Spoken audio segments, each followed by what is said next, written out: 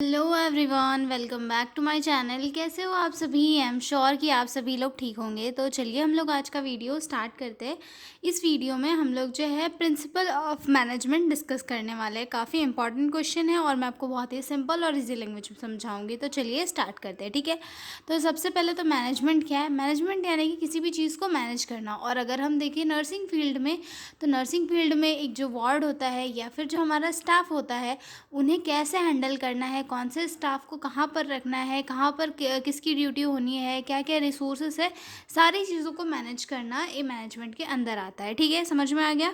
अब हम देखेंगे कि इसके क्या क्या प्रिंसिपल होते हैं। ठीक है, तो जो मैनेजमेंट होता है, मैनेजमेंट के जो प्रिंसिपल है टोटल 14 होते हैं, जो हेनरी फेयोल ने दिए थे, जो कि एक फ्रेंच मैनेजमेंट थ्योरिस्ट थे। और इन्होंने जो है टोटल 14 प्रिंसिपल ऑफ मैनेजमेंट दिए हैं, जिन्हें हम अच्छे से डिटेल में पढ़ेंगे। ठीक है, मैंने एक माइंड मैप का स्ट्रक्चर में यहाँ पे बनाया हुआ है। तो मैं आपको पहले नाम पढ़ के बताऊंगी, उसके बाद हम एक एक को जो है डिटेल में डिस्कस करेंगे। ठीक है, सबसे फर्स्ट आता है principle division of work, second आता है authority and responsibility, then third आता है डिसिप्लिन, देन फोर्थ आता है unity of command, then fifth आता है unity of direction, then sixth आता है subordination of individual interest to general interest. ठीक है, देन सेवन्थ आता है रिम्यूनरेशन, देन आता है सेंट्रलाइजेशन, देन आता है scalar chain, then spirit de corps, then आता है टेंथ में order, then equity, then twelfth आता है stability to tenure of personal, then initiative. ठीक है, ये टोटल 13 है और 14th वाला हमने जो है यहाँ पर पढ़ लिया था। अब हम इन एक एक प्रिंसिपल को जो है डिटेल में पढ़ेंगे। मैनेजमेंट के जो प्रिंसिपल है वो हमें ये दर्शाते हैं कि मैनेजमेंट एक्चुअल में होना कैसा चाहिए, मतलब उसमें कौन कौन सी क्वालिटीज़ होनी चाहिए जिसके थ्रू हम जो है बेहतर केयर प्रोवाइड करा सके, या फिर जो अदर फील्ड है वहाँ पर बेहतरीन वर्क हो सके।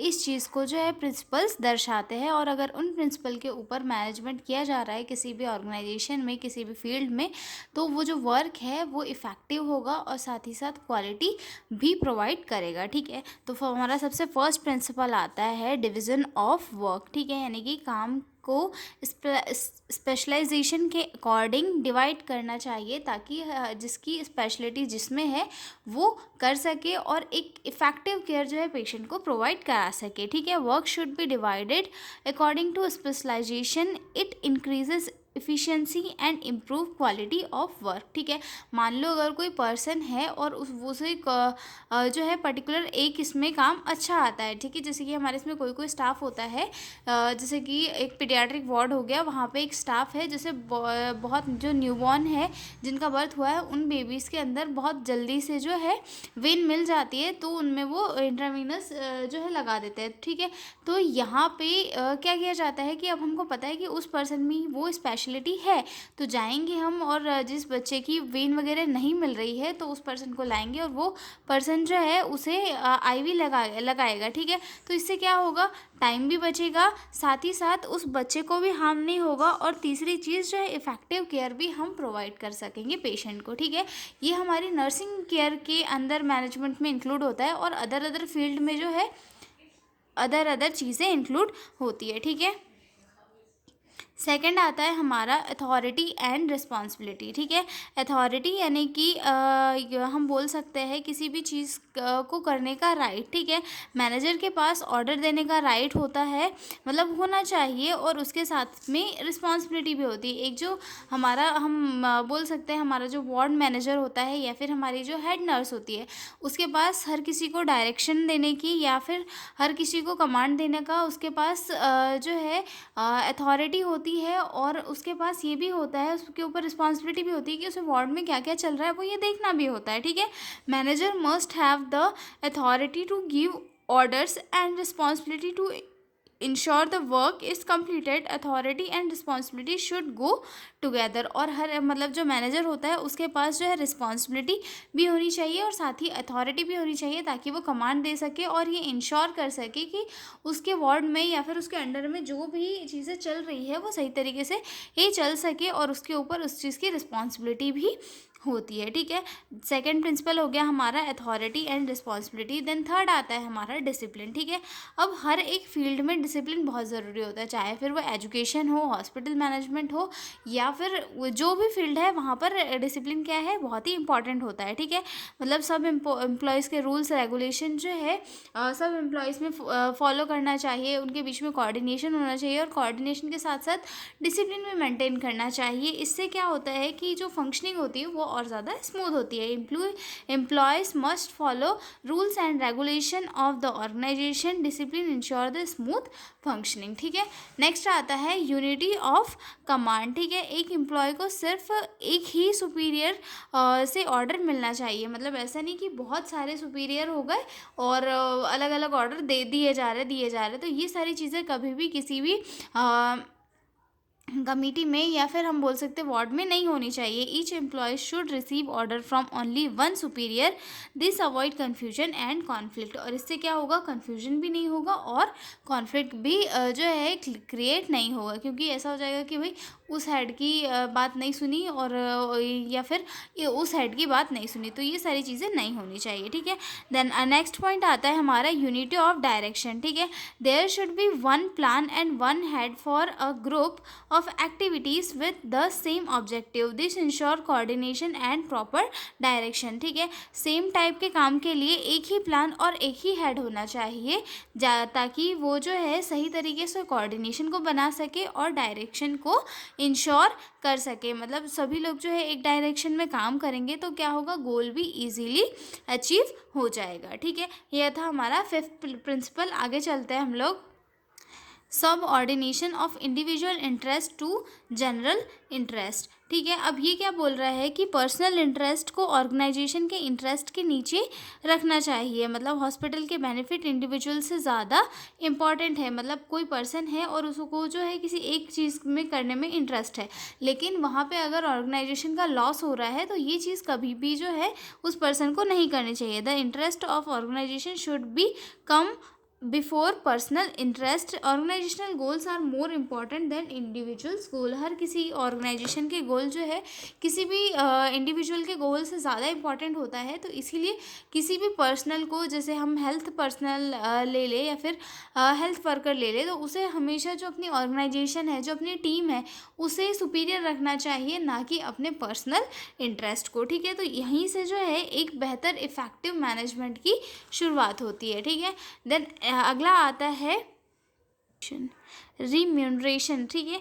ये क्या कहता है कि एम्प्लॉय को जो है फेयर सैलरी मिलनी चाहिए, मतलब हर किसी को अपने वर्क के अकॉर्डिंग जो है सैलरी मिलनी चाहिए। Employee should receive fair and satisfactory wages for their work, proper remuneration increases motivation. अगर जो वर्कर है किसी भी डिपार्टमेंट में, जो भी वर्कर काम कर रहे हैं, अगर उन्हें सही तरीके से सैलरी मिल रही है, यानी कि जितना वो काम कर रहे हैं उतनी सैलरी उन्हें मिल रही है according to their experience, according to their working hours, तो क्या होगा, जो स्टाफ है वो सेटिस्फाई होगा।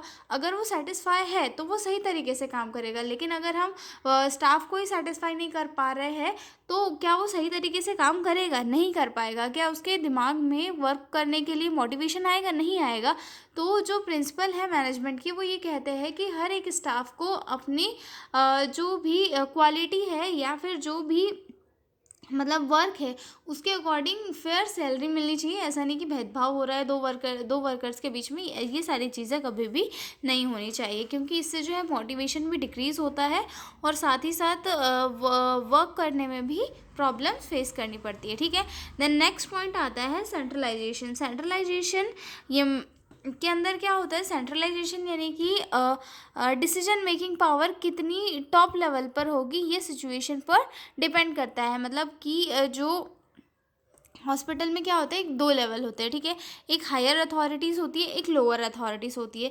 तो यहाँ पर जो सेंट्रलाइजेशन है वो ये कहता है कि जो डिसीजन में बन रहा है वो कितने टॉप लेवल तक हो रहा है, कि भाई बीच में से डिसीजन बन के आ रहा है, ये सारी चीज़ें नहीं होनी चाहिए।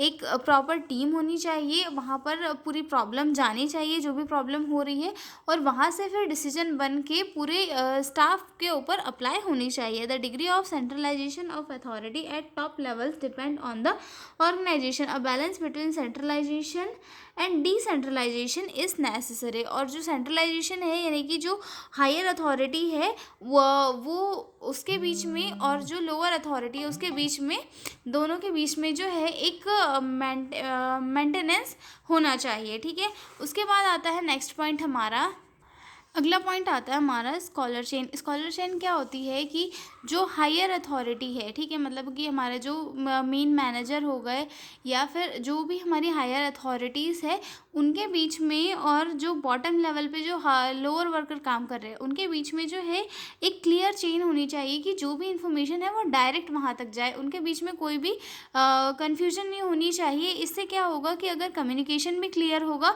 और साथ ही साथ ये होगा कि जो कमांड है हायर अथॉरिटी से डायरेक्ट लोअर अथॉरिटीज़ तक जाएगी, और सही तरीके से वर्कर भी काम करेंगे, और जो वर्कर्स की प्रॉब्लम्स है वो हायर अथॉरिटी तक सीधे जाएगी। अगर कम्युनिकेशन अच्छा होगा तो उससे भी प्रॉब्लम सोल्यूशन में काफ़ी हेल्प मिल पाएगी। ठीक है, there should be a clear line of authority from top to bottom level, this ensure proper communication.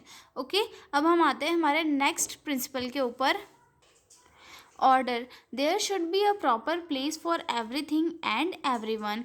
Order यानी कि हम बोल सकते हैं राइट पर्सन को राइट प्लेस और राइट जगह मिलनी चाहिए, मतलब वो अपनी क्वालिफिकेशन, अपनी जो भी ट्रेनिंग है उसके अकॉर्डिंग पोस्ट होना चाहिए। जैसे कि एक ओटी टेक्नीशियन है, अब हम उसे वार्ड में तो रख नहीं सकते, उसे हमें ऑपरेशन थिएटर में ही रखना होगा, क्योंकि वो अपनी क्वालिफिकेशन के अकॉर्डिंग ही वहाँ पर पोस्ट होगा, जिससे कि क्या होगा कि एक सही पर्सन को उसकी सही जॉब मिल पाएगी। ठीक है, there should be is for everything and everyone, right person should be placed in right job. ठीक है, देन अगला पॉइंट आता है इक्विटी। इक्विटी यानी कि मैनेजर को या फिर जो भी हायर अथॉरिटी है वो सभी जो वर्कर्स हैं उनको काइंडनेस और फेयरनेस के साथ में सभी के साथ बिहेव करना चाहिए। ऐसा नहीं कि किसी के साथ अच्छा कर रहे हो, किसी के साथ बुरा कर रहे हो, किसी को छुट्टी दे रहे हो, किसी को छुट्टी नहीं दे रहे हो, किसी को पे ज़्यादा कर रहे हो, किसी को पे कम कर रहे हो। ये सारी चीज़ें कभी भी किसी भी मैनेजमेंट के अंदर या फिर किसी भी मैनेजर के अंदर नहीं होनी चाहिए। ठीक है, manager should treat employees with fairness and kindness. Equity builds